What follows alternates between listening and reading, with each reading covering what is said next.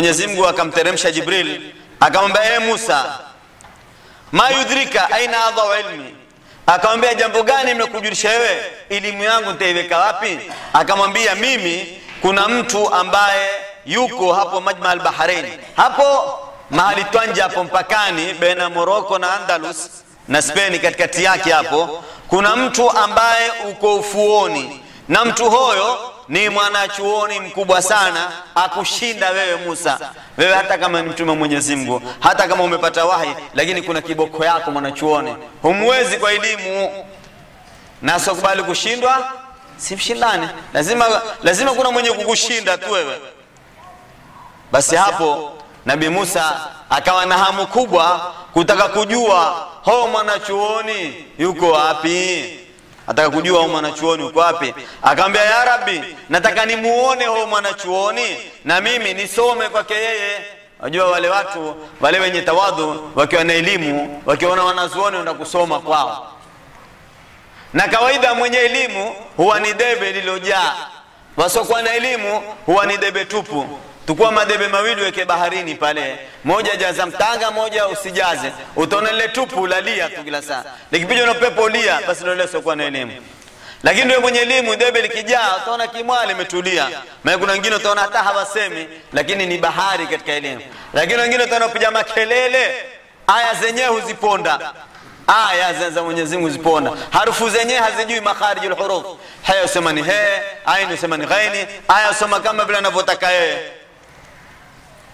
Kwa akaambiwa nenda hapo baharini katika ufuo, na utapata katika hapo ufuo kuna papa. Ukishakupata hapo papa, samaki hut, utumika papa au samaki, mpe yule mtoto wako ambao ulofuatana naye. Kisha na safari yako iwe ni katika ufuo wa bahari.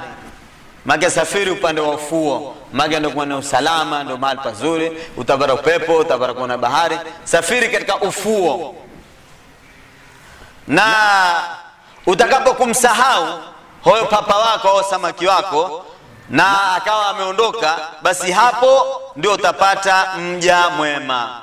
Hapo ndio utapata mja mwema.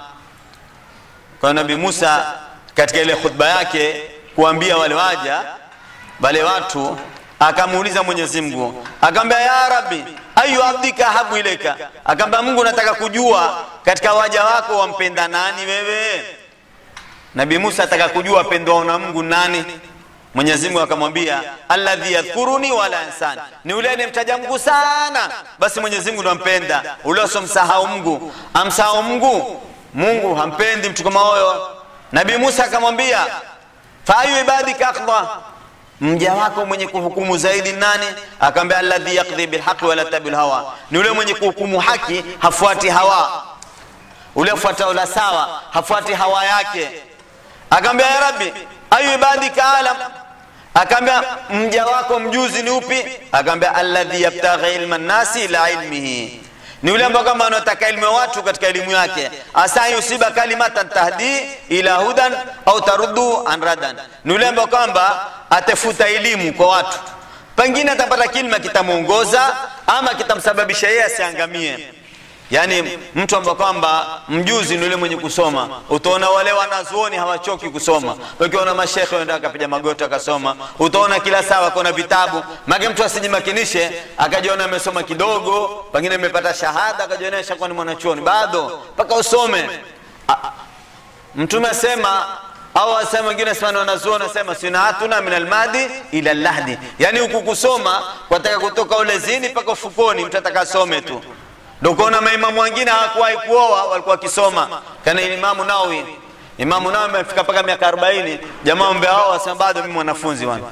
Mtawa vipi na mimi nasoma? Akifikia miaka 45 akafa. Yani wasoma mpaka miaka 40 wasoma tu. Uko kwa mashekhe. Lakini wengine watasoma kama moja miwili, wewe maulama wewe ni mufti, utakuaje bwana? Mpaka usome kweli kweli. Nabii Musa akamwambia Mwenyezi Mungu, fa fil ardhi ahadun a'lamu minni, nataka kujua katika ulimwengu katika ardhi kuna mtu ajua zaidi kushinda mimi. Mwenyezi Mungu akamwambia naam. Akamwambia nani? Akamwambia huyo ni Khidri. Kuna mtu mmoja ambaye kwamba mwanachuoni, wewe Musa umwezi kwa elimu, na jina lake aitwa Khidri. Akamwambia yuko wapi, nitampata wapi? Akamwambia nenda katika ufuo wa bahari katika jiwe, na hapo utaona ule samaki wako ameshopoka. Na huyo samaki akishopoka mahali kama hapo, basi hiyo ndio alama na ndio dalili utamuona. Na huyo samaki itakuwa ni ajabu, atakuwa ashapikwa, angojewa kuliwa tu kisha tahwika. Samaki ashapikwa, samaki uko tayari, angojewa kuliwa tu. Basi hapo utamuona samaki atakapokuwa hai huyo, basi ujue wakati hono ndio huyo rafiki yako mwanachuoni uko hapo. Kwa Nabii Musa ndo akamwambia wa idqala Musa, kumbuka aliposema Musa lifatahu, kumwambia yule mtoto wake Yusha bin Nun bin Ifraim bin Yusuf, si kwa ni mtoto wake aliyomzaa, ni mwanafunzi wake anemtumikia. La abrahu, sitowata kwenda hata ablugha, mpaka nifike majma al-bahraini, mkusanyiko wa bahari mbili, Baharul Urdun na Baharul Kulzum, yani bahari ya Rum na Furs. Tukasema hapo hapo Andalus na Morocco katikati yake. Hata ablugha majma al-bahraini, mpaka nifike hapo majma al-bahrain. Maki hapo ni Afrika, ni bara la Afrika na bara la Arabuni. Hata ablugha majma al-bahrain, mpaka nifike mkusanyiko wa bahari mbili. Au amdhi ya hukuba, ama nende muda mrefu sana. Nabii Musa akaanza kufunga safari, yeye na mwanafunzi wake wa kumtumikia. Wakenda wakatukua chakula, maki mtu akisafiri atakatukua chakula. Asafaru qit'atun min al-adhab. Ndio utaona mabarabarani imekuwa hoteli ili watu washuke wale. Ikiwa mahali kuna hoteli utukue chakula. Utaona watu wengine wakisafiri mpaka wali utukua na mtuzi na chai wakati kwenye zikombe, chai kwenye tupa pale. Basi ndio tekanao asafaru qit'atun min al-adhab, safari ni kipande kutokana na adhabu. Kwa hiyo wakatukua chakula, na chakula ile kitukua walitukua mkate na samaki. Mkate na samaki wa baharini, samaki ambao kwamba wa maji ya bahari, maji ya chumvi. Wakenda na samaki na mkate wametia katika kikapu, wenda safari mpaka akafika katika hilo jiwe. Walipofika hapo ikawa ni usiku. Hapo majma al-bahrain, hapo baina ya Morocco na Andalus, ikawa ni usiku. Walipofika hapo kuna maji ambayo yameitwa maul hayata. Basi wakawa wamelala. Walipokuwa wamelala, wakawa wameka kikapu, na kwenye kikapu kuna samaki. Wameka mahali, na hapo maji kuna mahali kuna kama maji namna. Wakawa falamma balagha, Mwenyezi Mungu asema alipofika majma bainihima, mkusanyiko hizo bahari mbili, nasiyahu tahuma, yani walimsahau ule samaki wao, yani walilala. Walipolala na kile kikapu, alikuwa mwenye kubeba mzigo ni ule Yusha bin Nun, yeye ndo alosahau. Lakini Mwenyezi Mungu mbona anasema nasia? Kwa sababu Mwenyezi Mungu husema mambo mawili likawa ni moja, kama yakhruju minhu malulu wal marjan, yani hutoka baina ya bahari ya chumvi na tamu, hutoka lulu na zile lulu ndogo. Lulu hutoka katika bahari ya chumvi, haitoka katika bahari ya tamu. Lakini Mwenyezi Mungu ametaja zote mbili, yakhruju minhu ma, katika hizo mbili. Walipofika mahali hapo wakawa wamelala, huyusha baina usindizi na matoni, mwida kwenye kile kikapu. Kile kikapu kina samaki, kina na mkate. Mwida una kikapu cha teza.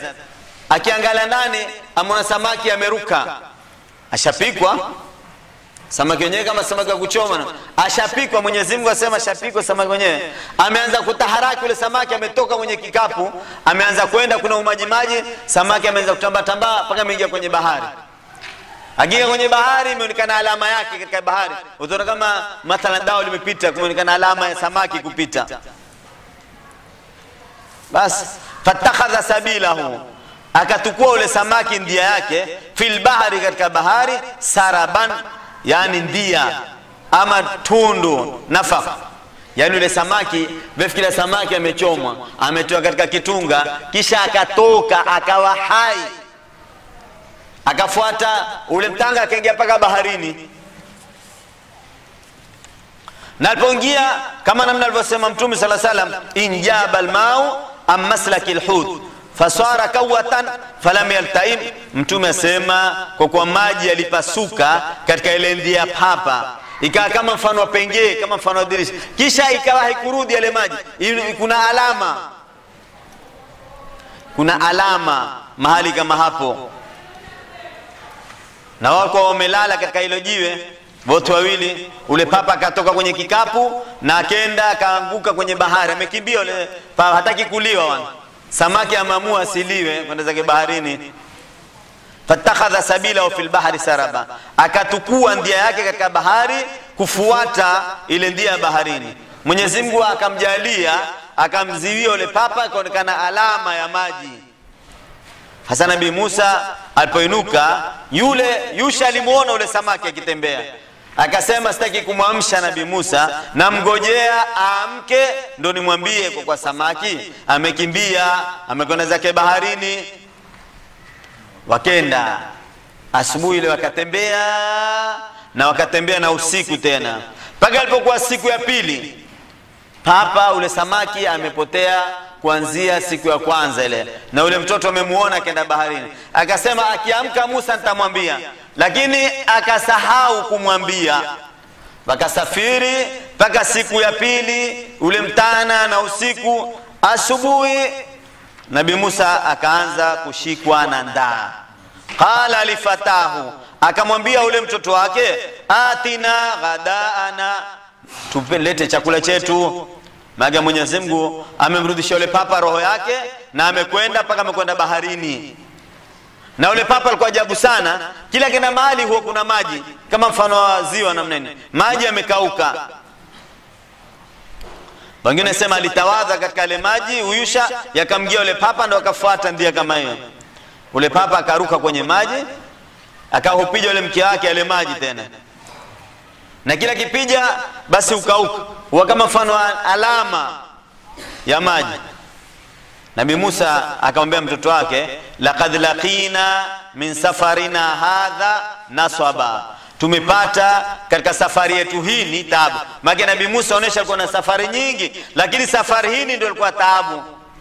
Na kwa nini safari hii ikawa taabu? Kwa sababu safari hii ilikuwa safari ya kusoma. Wajua kusoma kuna taabu, kuanza safari yake mpaka kusoma kwenyewe.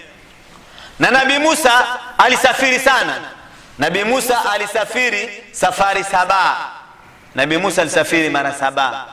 Tena safari zake zote zilikuwa siku ya Jumatatu. Nabii Musa alisafiri kwa muda wa siku 7, na safari zake zote zilikuwa siku ya Jumatatu. Safari ya kwanza alisafiri ya ghadab. Maana Nabii Musa anao safarul ghadab, safarul harab, safarul talab, safarul sabab, safarul ajab, safarul adab, safarul tarab. Ana safari 7 zote kwa bebe. Ana safarul ghadab, safari ya kukasirika. Firauni, Nabii Musa alimpiga mtu wa Firauni kibao. Maana Nabii Musa alikuwa mkali, tena alikuwa na nguvu ajabu Nabii Musa. Kuna jiwe moja katika kisima lilikuwa hapo Madian, likiinuliwa na watu 10. Nabii Musa akilinua peke yake, watu 10 ulinua, maana alikuwa na nguvu. Kwa alipompiga mtu, wewe fikiria mtu ampige mtu kibao afe. Kibao yule bwana alipiga kibao akafa. Hata Firauni wamtefuta ataka kumuua, ndio safarul ghadab. Kisha kuna safarul harab, akakimbia. Alikimbia akaenda wapi? Akaenda Madian. Akaenda paka Madian. Akaenda Madian kwa kiswa maarufu, akapambana na wanawake wawili, akawasaidia. Akaenda kwa Shuaib, akafanya kazi kwake. Kisha kuna safaru talab. Nabii Musa alifuatana na mke wake, na mke wake ana mimba na familia yake, akahutefuta moto. Kuna mvua, kuna na baridi, na mke wake ataka kuzaa, waumwa. Ndio hapa katalab, hahitaji moto. Nabii Musa akasafiri, na pale kwenye moto ndio akaonana Mwenyezi Mungu, akazungumza naye kwenye moto. Kisha kuna safaru sababu Mwenyezi Mungu alikuwa kumangamiza Firauni, akamwambia Musa, basi wewe afadhali utoke na jeshi lako. Maana Mwenyezi Mungu hakumangamiza Firauni nyumbani kwake, alimtoa akampeleka kwenye Red Sea, pale akaangamizwa kwenye bahari ya Red Sea. Kwa nini akuangamizwa nyumbani kwake? Kwa sababu nyumbani kwake kulikuwa kumeandikwa bismillahirrahmanirrahim kwenye mlango. Mwenyezi Mungu hataki kumwangamiza, akamwambia fadhali atolewe.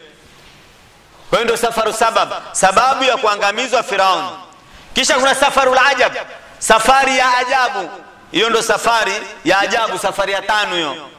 Safari yenyewe wale Bani Israeli walimfuata, wakawa ni ajabu kwa wao.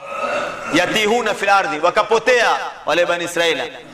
Yani wao wakiondoka asubuhi, mathalan wenda kama mfano kama Mombasa, watatembea mpaka jioni watalala.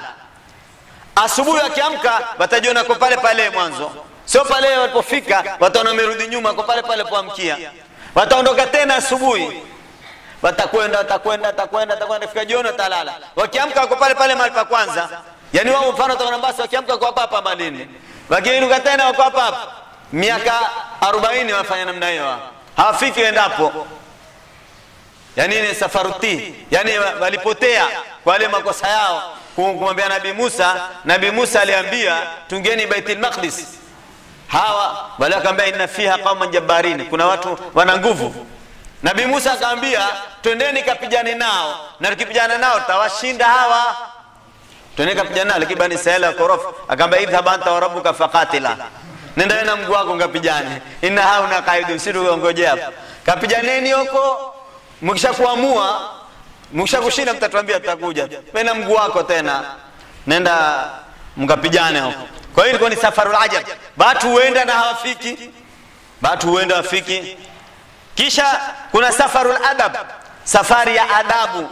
Ndio hini au wengine ta safarun nasab, safari ya taabu. Ndio hini. Nabii Musa safari zote hakuona taabu isipokuwa safari hini. Kisha kuna safari ya mwisho, safaru tarab, safari ya kufurahika, safari ya kuturubika, ya kuteza, safari ya kwenda Turi Sina kuonana na Mwenyezi Mungu. Kwa Nabii Musa amesafiri safari 7. Safari 6 kupata taabu, lakini safari hii ndio alopata taabu, kwa sababu aenda kusoma, kuonesha elimu haina raha. Bataka kusoma kwa raha, utasoma vipi? Bataka kusoma ukikosa chape kwa kihanjifu, utasoma vipi? Mtume mwenyewe hakuipata elimu mpaka akakaza mbavu. Mtume sallallahu alaihi Muhammad, Jibril yuko angelimtilia wahi tu, tena mtume hakusomeshwa kama wewe. Ukisomeshwa ukizikosa ndo utachapwa, lakini mtume atajasomeshwa ikra, soma, asome nini? Mtume ni umia, hajasomeshwa. Hata mtu akamwambia soma, utansome nini? Mtume kama maana biqari, mimi si msomaji, sikusoma kitabu chochote. Faqatwa akamkaba Jibril, ifikiria dhi quwwatin, dhi mwenye nguvu. Bado kwambia hamali toka mbavu zako zitakuwa salama. Hamali tu ambao kama haimgii Jibril. Jibril huweza kusumua miji. Jibril huweza kupiga yowe watu wakafa. Yowe lake huwa watu. Yowe tu nguvu zake. Yowe lake huwa watu. Alisumua miji 500 yale kaumu. Miji 500 akaisumua kwanza chini, akaipeleka paka juu biguni. Miji si watu 5 huwezi kuwabeba. Basi mtoto mdogo tukimbeba utawapumzi yeye. Akasumua miji 500 akafikisha paka karibu mbinguni, kisha akaigeuza. Ni nguvu zile. Kisha aje amkabe Mtume sallallahu alaihi wasallam, tena akamkaba mara 3. Kwa Nabii Musa katika safari hii alipata taabu. Mwenyewe anasema laqad laqina, wallahi hakika tumekuta, min safarina hadha, mesafiri sana mimi Musa. Safari 6 mesafiri, lakini safari hii ni nasaba, nimepata taabu. Atina ghadana, ambaye alete dishi letu tule. Sasa wakati wa kula sasa ndio ile Ashab aliulizwa katika Qur'ani, umehifadhi sura ngapi ama ngapi? Asema hifadhi aya 2 tu. Mimi Qur'ani mzima nimehifadhi aya 2. Aya kwanza akaambia ile ya Nabii Isa, Rabbana anzil alaina maidatan minas samaa, Mungu tuteremshe meza chakula kutoka mbinguni. Hiyo ndio aya kwanza nimehifadhi mimi. Akauza na aya 2, akaambia aya 2 nini? Atina ghadana, lete chakula chetu. Lakini mzavu mzima nyingine sijui mimi. Najua aya 2 tu, Rabbana anzil alaina maidatan minas samaa, lete meza chakula, na ile atina ghadana. Maana huyo Ashab ilikuwa katika watu wapenda kula sana. Yeye mawazo yake ni kula tu yeye. Paka akauliza wale upigana zita, walipigana zile za Badri na mtume ni watu wangapi? Basi kwa kupenda kula sema ni mikate 313. Sasa ni mikate badala ya maswahaba kusema mikate 313. Muhimu ilipatikana ile kula tu. Aliona watu wameketi nje, wenyewe wamekusanya chakula wala chakula watu wenyewe makini. Mwida alikuja akatia mkono na akala. Hata kuambiwa karibu, hakungojea karibu, alitia mkono akala. Wale watu wakamwangalia hawamjui, wale hawajui. Wala akimaliza akamzawe Ashab, katika sisi wamjua nani wewe? Maki sisi hatukujui wewe. Hawe katika sisi. Akawaangalia akamba nyute siwajui, lakini huyu Naimla namjua huyo. Nyinyi siwajui nani, lakini huyu Naimla namjua mimi. Kwa mimi Naimla huyu nimjuaje? Nyinyi siwajui. Basi Nabii Musa akamwambia laqad laqina, akamwambia yule mwanafunzi laqad laqina, wallahi hakika tumekuta min safarina hadha, katika safari yetu hii nasaba, tumepata taabu. Maki hapo ashapita katika lile jiwe. Akamwambia Nabii Musa araita, huyu Yusha bin Nun, araita waonaje, idh awaina, pale tulipojikusanya tulipolala, ila sakhra, katika jiwe. Maki sisi tumekwenda tukalala kwenye jiwe. Fa inni nasitul huta, mimi nimemwata papa pale. Huyu papa usamaki wetu nimemwata pale, nimemsahau. Mimi nimemsahau samaki wetu, nimemsahau pale. Wama ansani ila shaitan, na hakuna anasawazisha ila ni shetani. Shetani maka kanasibisha jambo hili la shetani kusahau. Yani hapa mimi nimesahau. Wakati moja Juha alitamani samaki wa kupaka.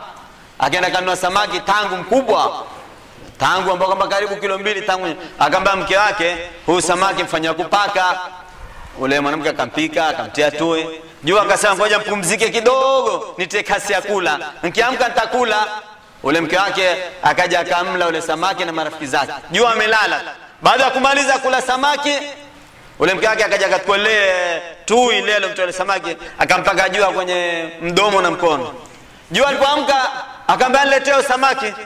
Ule mke wake ambaye unazimu shamla samaki, atakula samaki wa pili. Kwa nini leta samaki wangapi? Akamwambia sijala, akamwambia amekula. Hebu angalia mkono, akiona kuna tui. Akishika mdomo unaona kuna tui. Juha akamwambia nimekula lakini sijashiba, niongezee. Mbali lakini sijashiba, niongezee. Asa akasema araita, waonaje, id awaina, wakati pale tulipokwenda katika lile jiwe, fa inni nasitul huta, mimi nimemwata papa ule samaki pale. Wama ansani ila shaitan, na hakuna aliyosawazisha isipokuwa ni shetani.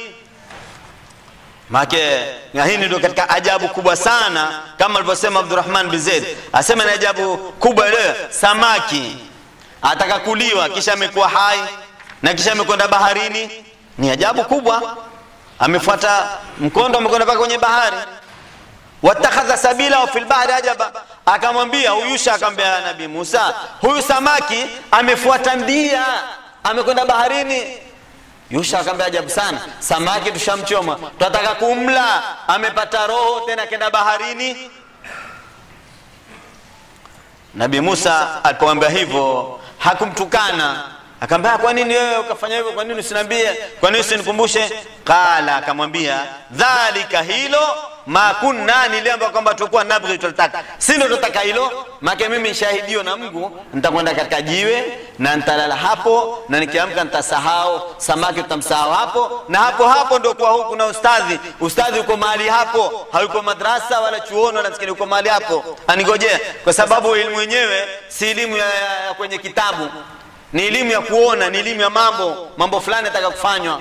Maana kama kwa kitabu angaambia basi nenda msikiti fulani au nenda madrasa fulani au chuo fulani utamuona ustadhi, lakini ustadhi mwenyewe ataka kuonyesha elimu ya kiajabu. Fartadda, hapo wakarudi nyuma. Baada kwa shafika mbele, wafikiria safari ya mtana na usiku, wakaikabidi warudi sasa. Warudi tena kwa maguu. Ala atharihima, tena wafuata nyao zao. Ile ndia walokujia nao tena wakaanza kuifuata. Akaanza kufuata ile ndia, kaswa sana kufuata zile athari. Yani wakaanza kurudi na kufuata zile alama ya ndia. Maana mtu pengine ile ndia uliokuja nao ndio arudi nao. Ndio wakati mmoja Juha alijifanya amekufa. Alifanya amekufa akajifunika na nguo. Wakapita watu wawili waulizana, ndia kwenda mjini ni huku ama ni huku? Yajua amfanya amekufa. Bale ulizana, kwa huku karibu au huku ni mbali. Basi Juha alikuwa amejifunika nguo nyeupe ile, maana kwa ngoja muka na kila shajua majabu yao. Alifungua ile nguo, akamwambia jamaa, nilipokuwa hai ndia fupi alikuwa nini? Lakini sasa nimekufa sio ndia fupi ni hivi. Sasa ndia. Fartadda, wakarudi ala athari majula zenyao zao, kaswa sana kufuata athari. Wakarudi zao ile mtana na usiku. Waliporudi fawajada, wakapata hapo kwenye hapo aliposahau ile samaki wao, abdan, mja min ibadina, katika waja wetu. Waliporudi mahali kama hapo, wakaja wakamuona mtu yuwangojea hapo, ambako Mwenyezi Mungu amemwambia, mpaka Mwenyezi Mungu amempa masharuti, mpaka usahau samaki wako katika jiwe, uende kisha urudi. Ukirudi ndio utamuona hoyo ustadhi mwenyewe akiitwa Balia bin Malkan bin Faligh bin Abir bin Shalikh bin Arfakhashar bin Sam bin Nuh. Ustadhi mwenyewe aitwa Balia. Ustadhi mwenyewe jina lake lingine, lakabu yake aitwa Khidri. Maana Khidri jina lake akiitwa Balia. Na wengine kuna majina mengine ambayo kwamba wengine muita Elia, wengine muita Malkan. Basi ikifika mahali kama hapo, wakaja kamaona ustadhi awasubiri hapo, yeye Musa na mtoto wake. Na huyo ustadhi mwenyewe yuwaswali, na kuswali kwake ametandika zulia. Zulia lenyewe rangi ya green na liko juu la maji. Juu la maji ametandika zulia, pia zulia liko juu, kisha aswali hapo. Na yeye amejitatia nguo ya green. Mage rangi ya green ndio rangi aipenda Mtume sallallahu alaihi wasallam. Na ndio rangi ya green ndio alama mahali kuna neema, ndio kuna mvua, ndio alama, ndio rangi aipenda Mtume. Mtume apenda, asema ile rangi ya green yenyewe hufurahisha. Kuna mambo matatu Mtume asema hufurahisha. Jambo la kwanza, kuona sura mzuri. Kuona sura mzuri utafurahika. Jambo la pili, ukiona maji yapita, mahali maji yapita, utaona utafurahika, una maji yapita, kama ni mto, kama ni bahari. Jambo la tatu ni green. Ndio utaona watu weka magarden katika majumba yao, katika mashamba yao. Mtu ameweka maua, ameweka rangi ya green, ameweka manyasi vizuri. Yaani kule kuketi kwenye kiti, kuangalia ile rangi ya green, moyo wako usikia raha kuona ile green. Hata wewe ukipanda gari, ikienda safari, ukiona manyasi ya green, ukiona maembe, mwenyewe roho yako atulia. Lakini upanda gari, ukiona mahali kumekauka, mahali kukavu, wewe mwenyewe utasikia dhiki. Basi huyo ustadhi mwenyewe yuaswali Khidri. Aswali, na baada ya kuswali Nabii Musa akamgojea, amefinika na nguo green. Fasallama alayhi Musa, akamwambia, akamsalimia. Nabii Musa amsalimia ustadhi wake. Khidri akamwambia, wa inni bi ardhika salam. Akamwambia, na mimi niko katika ardhi yako wewe Musa, niko katika area yako wewe, lakini na mimi pia nakujibisha salamu yako. Maana ndio inayotakana, ndio ile mwalimu waambia katika adabul muallim, antabdao bitahiyati wassalam, umwanze kumwamkua na kupiga salamu. Mwalimu ukiingia madrasa, ukiingia chuoni, mwanzo umwamkue na umpigie salamu, asalamu alaykum wa rahmatullahi wa barakatuh. Fakala, haya mwanafunzi, Nabii Musa ni mtume wa Mwenyezi Mungu, lakini imebidi awe mwanafunzi. Kwa sababu ya nini? Kwa sababu kuna mwanachuoni anayemshinda yeye. Akajijulisha, na ndio adabu za kusoma hizo. Fakala ana Musa, akamwambia mimi ndio yule Musa. Ustadhi akamwambia, Musa bani Israil, bendo yule Musa bani Israil uliosumbuliwa na bani Israila? Akamwambia naam. Akamwambia, ya Musa, laqad kana fi bani Israila shughla. Akamwambia Musa, nakusikitikia sana wewe kwa bani Israila. Bani Israila wamekushughulisha sana. Bani Israila wamekufanya mambo mingi, wamekutatiza mambo mingi sana wewe. Akamwambia naam. Nabii Musa akamwambia, inna rabbi arsalani ilayka liattabi'aka wa ata'allama min ilmik. Akamwambia, mimi nimetumwa na Mwenyezi Mungu, na Mwenyezi Mungu amenileta kwako wewe ili nikufuate wewe, nisome. Elimu yetu itakuwa si ya chuoni, wala si kitabuni, wala si msikitini, wala si madrasa, wala si nyumbani. Elimu yetu ni elimu ya barabarani, ya kusoma njiani. Kuna elimu nyingine hazitakani chuoni. Utaona watu wa maskuli usomeshwa kwenye vitabu, wakasomeshwa poti, wakasomeshwa airport, wakasomeshwa mahali pa kutengeneza sukari, mahali pa kutengeneza chumvi, lakini ubidi siku nyingine fanya nini? Kutokewe kwenda kaangalie poti, meli ungia vipi, hupakua vipi, hupakiwa vipi. Lazima ende kwenye chumvi, angalie chumvi ufanya vipi. Wende kwenye mashine ya sukari, waangalie sukari utengeza vipi. Maana kusoma tu kwenye vitabu haitosheki. Wewe kusoma kwenye kitabu haiwezekani, mpaka usome na amalia. Kama ni udaktari, huwezi kusoma chuoni tu ukasoma kwa daktari, mpaka uende hospitali ukafanye presheni, uangalie madawa. Kwa hiyo elimu yenyewe ilikuwa ni ya kufuatwa. Tena akaambia wataallama min ilmika, akaambia tena na mimi nijifundishe katika elimu yako. Kabla hawajaondoka wakaanza kuzungumza mazungumzo mazuri sana. Wamezungumza, muda akaja ndege kama mfano wale ndege mbarawai, wale ndege wa msikitini namna ile. Wakaenda katika ile bahari, ule ndege akaenda katika ile bahari. Alipokwenda ule ndege akatukua maji kwa mdomo wake, hoyo akaruka nayo. Basi inshallah tukome hapa. Huyu ndege kwenda katika bahari na kutukua maji kwa mdomo wake, kuna maana gani na kuna hikima gani? Kuna jambo hapo. Ndege hakuja kwa hivi tu, kuna elimu hapo. Ndege kutukua maji katika bahari kuna elimu, na Khidri atamuelezea. Mwanzo atamuelezea kosa lake Musa. Nabii Musa, wewe una kosa moja. Wewe kosa lako ni yale mawazo yako ulowaza kusema kwa wewe ni mwanachuoni kushinda watu wote. Hiyo usiseme. Ikiwa Nabii Musa umepata wahi, ana Taurati, mtume wa Mwenyezi Mungu ameambia ni makosa kusema yeye ni mwanachuoni kushinda watu wote. Je, wewe usopata wahi, usokuwa na kitabu, ulosoma siku 2-3 kufanya mwanachuoni kushinda watu wote, wa vipi wewe? Kwa sasa inshallah tumwatendege ametukua maji tone tu katika bahari, ameruka nalo. Kisha tumwangalie Nabii Musa ataka kuingia chuoni, ataka kuingia madrasa, na Khidri ana fomu yake. Unajua ukiingia madrasa paka upae fomu ujaze, utesaini, ukubali masharuti ya madrasa. Khidri ana masharti yake amemwandikia. Akubali asome madrasa yake, hakukubali basi amwambia haya, mlango uko wazi huko. Kuna sharuti, kuna fomu fulani Khidri ataka kumpa Nabii Musa, tuangalie ni fomu gani na ule ndege ana maana gani ya kunywa maji. Wallahu rasuluhu alam. Bismillahirrahmanirrahim. Assalamu alaykum wa rahmatullahi